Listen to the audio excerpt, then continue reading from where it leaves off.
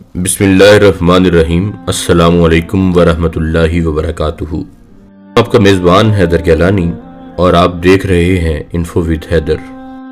آپ اسے آخر تک لازمی دیکھا کریں۔ ہم کوئی بھی ایسی ویڈیو نہیں بناتے جو بے مقصد ہو۔ جب سٹیج سے فقیر محمد کا نام پکارا گیا تو پوری محفل حیران تھی۔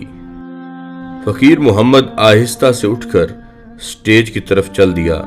فقیر محمد پھٹے پرانے کپڑے، چہرہ میل سے اٹا ہوا، غربت اس کے چہرے پر گویا چسپاں تھی۔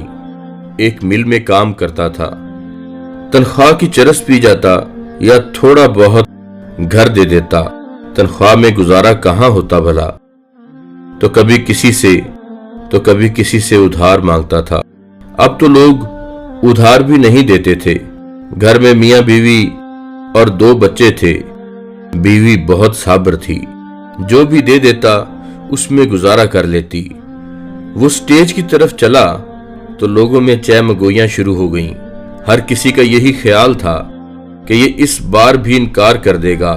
یہ مل مالکان کی طرف کسی ایک خوش نصیب ورکر کو حج پہ بھیجنے کی تقریب تھی، جس میں پچھلے 2 سال کی طرح اس سال بھی فقیر محمد کا نام ہی آیا تھا۔ پچھلے 2 سال حج پہ جانے کی بجائے فقیر محمد نے حج کے خرچ کے پیسے لے لیے تھے، اور اس سال پھر اسی کا نام نکل آیا تھا۔ اس چرسی کے نصیب میں بھلا اللہ کے گھر کی زیارت کہاں؟ یہ فقیر محمد کا ایک کولیگ تھا جو اپنے دوسرے کولیگ سے کہہ رہا تھا، اور اس کولیگ کی سنیے، یہ 6 ماہ پہلے عمرہ کر کے آیا تھا اور اب اپنے نام کے ساتھ حاجی بھی لکھتا تھا۔ پھر ایک دوسرا کولیگ بولا، حاجی صاحب وہاں جا کر تو آنے کو دل ہی نہیں کرتا کسی کا، اور یہ بد قسمت جانے کی بجائے پیسے لے لیتا ہے۔ یہ کولیگ بھی عمرہ کر چکا تھا اور شاید جتانا چاہ رہا تھا کہ میں بھی حاجی ہی ہوں۔ فقیر محمد سٹیج پہ پہنچ چکا تھا۔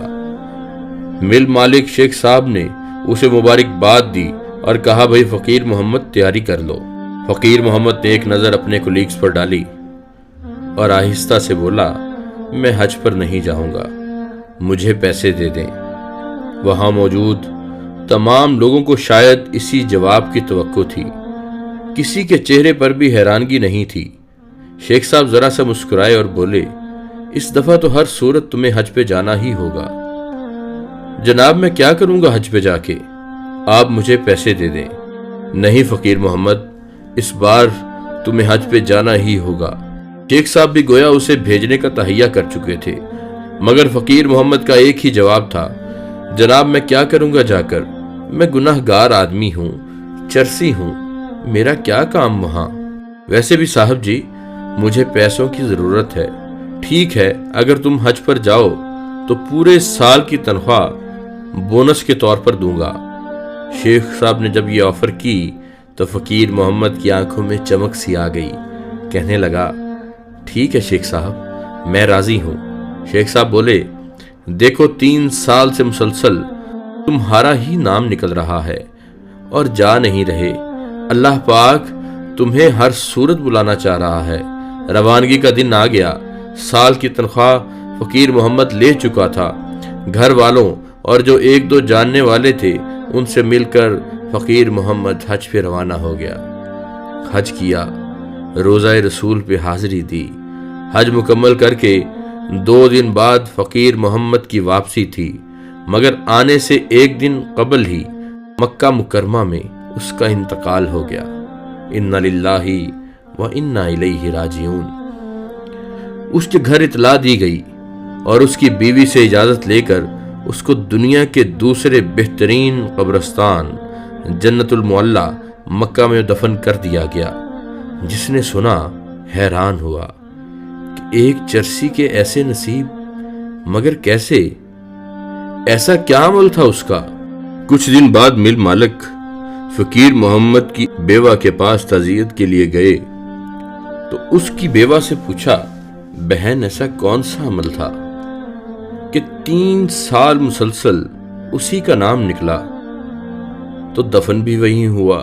اس کی بیوی نے کہا، صاحب جی میں और तो कुछ नहीं जानती, मगर एक अमल ऐसा था जो मैं जानती हूँ। शायद उसी के सबब ये रुतबा मिला हो उसे।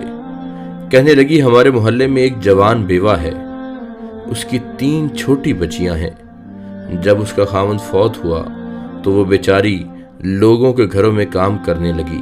वो इज्जतदार औरत है और ये भेड़ियों का मुआशरा। हर जगह उसे लोगों की हवस की वजह से काम छोड़ना पड़ा। उसने भूख कबूल कर ली मगर इज्जत का सौदा नहीं किया। मेरे खामन को पता चला तो अपनी बहन बना लिया और उसके घर का सारा खर्च देने लगा।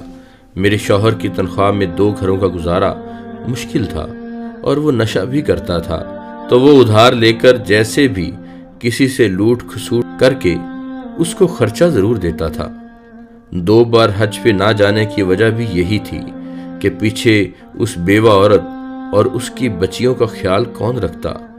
उसने 2 बार हज के पैसे लेकर भी उनको ही दिए और कुछ मुझे। वो इस बार नहीं जाता। अगर आप उसे पूरे साल की तनख्वाह न देते। उसने पैसे लेकर कुछ घर का सामान लिया और कुछ उस औरत को लेकर दिया, तब वो हज पे गया। शेख साहब का दिल चाह रहा था कि फकीर मोहम्मद उसके सामने होता तो वो उसके हाथ चूमता। वहां से वो उस बेवा औरत के घर गए।